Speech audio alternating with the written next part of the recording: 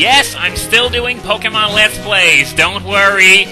I'm not gonna stop anytime soon. I know I've focused a lot on my side LPs lately, but yeah, I'm gonna come back to Pokemon White for a bit. It's important for me to provide an alternative for people who just don't want to see Chugga Conroy suck miserably at Pokemon again, as well as overpraise the snot out of a game that is, quite frankly, complete garbage. Again. Anyway, big news in the Pokemon world this week, namely, Tornadus-T and Keldeo are currently being voted on by Smogon. I would say that, well, right now the results haven't come in yet, which is weird because the voting has been going on for several days now, so I don't really know what's the holdup. If it's a really, really close poll, they don't even give a deadline or anything like that.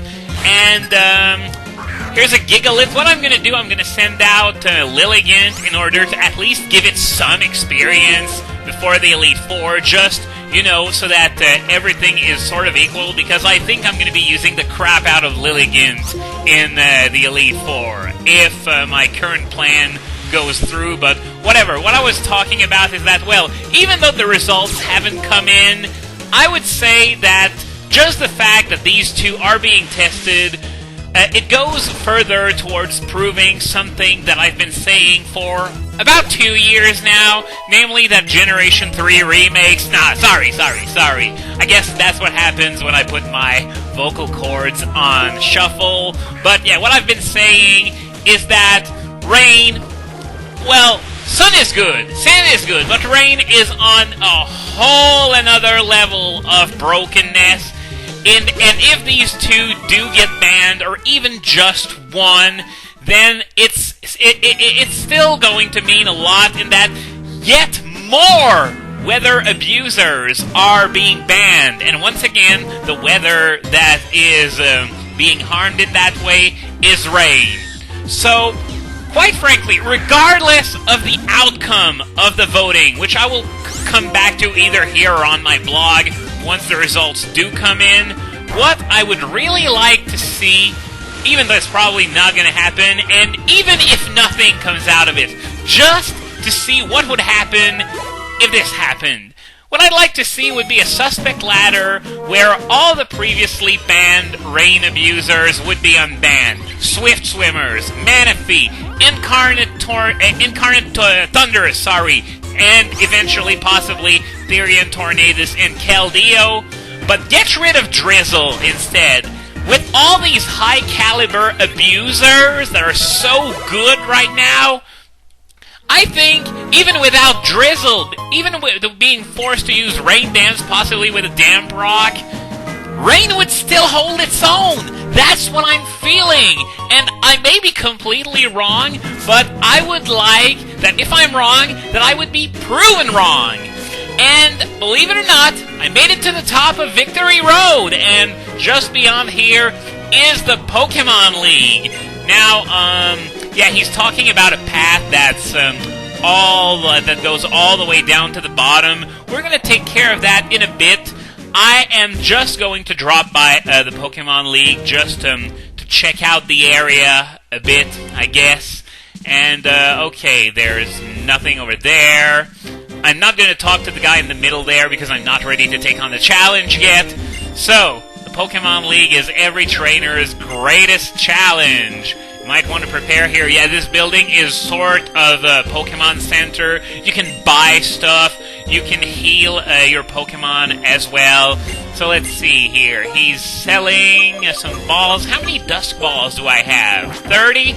That's pretty good because I'm going to be catching Terrakion soon, so I just wanted to make sure I had enough. And here we have the usual selection of healing items. And I'm just going to heal my Pokemon. And after that, what I'm going to do, I'm just going to put... well, I guess I'm afraid Lilligant is going to be the one that's going to go in the PC temporarily because it's just the weakest link in a place such as Victory Road, even though, as I said, I really want to try and have it keep up with the rest. But, yeah, there goes Lilligant. I'm just gonna put my True Slave last, just because that's just how I always organize my party. I don't know if any of you work like that as well. But anyway, now that we've done that, there's still an area of Victory Road that we haven't visited yet. You want to go down from here and go all the way down. And okay, there's an item down there, and I saw another item on the way down. I guess I'm gonna take care of it a little bit later. Don't worry, after this recording is done, I'm gonna note it down so that I don't forget. And yeah, so this room, it's just a really well-hidden room, I guess. Well, maybe not well-hidden, but the only way in is by going all the way from the top. So this is not an area that many people will think to even visit. I don't really remember what's there either. I figured I wouldn't need my map for this part, so it's not even open. So I can't really check. I guess we're gonna find out at the same time, though. But yeah, I was talking about rain earlier, and quite frankly, the way things are going right now, it seems to me like getting rid of drizzle would indeed be the best thing to do at this point, because I remember some of the Smogon higher-ups saying at one point that they were aiming for the shortest ban list possible, and since the list of rain abusers that are banned could keep growing and growing and growing, then of course the obvious alternative would be to just get rid of drizzle instead. Now, yeah, okay, there are a lot of hidden items in this area. I did check my map a little bit before coming on, though, so that's how I know all that crap is there. But yeah, I'm just worried that if things go on, eventually we're gonna get rid of Washrotome and Dragonite and Scizor and Ferrothorn, all of which really enjoy the presence of rain. So, yeah, I would really like for such a test to happen, even though I'm not holding my breath. I'm just going to switch my lead. I'm going to go with Virizion, since I'm not going to be staying in this mountain for very long. This is just this one small area that I want to check out, so I guess Virizion isn't going to get killed in the time in the short time that I spend in here. Cue a Durant that manages to utterly annihilate me by a freak accident, but yeah, obviously I'm just joking around. I think I can handle a Durant. Oh, and by the way, remember that wrong number that interrupted one of my recordings a few weeks ago? Well, as it turns out, there's a story behind this that I'm going to tell you just because. Actually, it's from some old lady who lives in Sherbrooke, and she keeps calling me. She wants to talk to some Richard guy, and no matter how many times I tell her, "Oh, Dragonclaw TM, good thing I came here, because this could actually potentially be fairly useful." But yeah, she wants to talk to a Richard, but I'm alone here. This is my private cell phone. There's no Richard here, and no matter how many times I would tell her there's no Richard here, she would keep calling like once every few days. Last week it got so bad that I just got tired, and I just downloaded an app on my phone. Even though I'm not really tech savvy, I managed to do it. It took some time, but I managed to do it. That would allow me to blacklist her, so I could block any calls from that number. I mean, sheesh, I didn't expect to be forced to do something like this, but god damn it, I hate it when I'm at work and I get interrupted by that random old lady who wants to talk to this Richard guy. I mean, I gotta remove my gloves, I gotta dig into my lab coat, all that for what? A wrong number! Every few days, that's what would happen! Anyway, happy thoughts. Happy thoughts. We are going after Terrakion now, yes? It's gonna happen today, so this is why I brought Ducklet in order to bring me all the way back up ASAP. I'm going to take back Lilligant, of course, because, well, it's the one with sleep powder, and considering that I'm going to be facing a rock-type Pokemon, using Sigilif for the job is rather ill-advised, even though it has a quadruple resistance to fighting moves. Just one Rock Slide would probably put it on its deathbed, especially considering, well, it's Terrakion we're talking about. So, I'm going to take back Lilligant, and, you know what I'm thinking?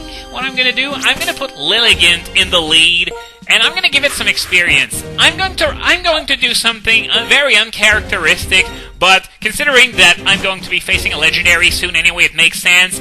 I'm going to have Lilligant run from any Durants that I might encounter, but I am going to take the heat from anything else that comes. Even if it's a Boldore that threatens me with some kind of rock move or whatever, I'm going to take the heat, and I don't think anything can go bad, considering that, well, this one random encounter is probably going to be the only one until I reach Terrakion, and it's a Boldore anyway. Best case scenario, it uses something like, I don't know, Stealth Rock that does no damage, and I can go on to face Terrakion scot-free.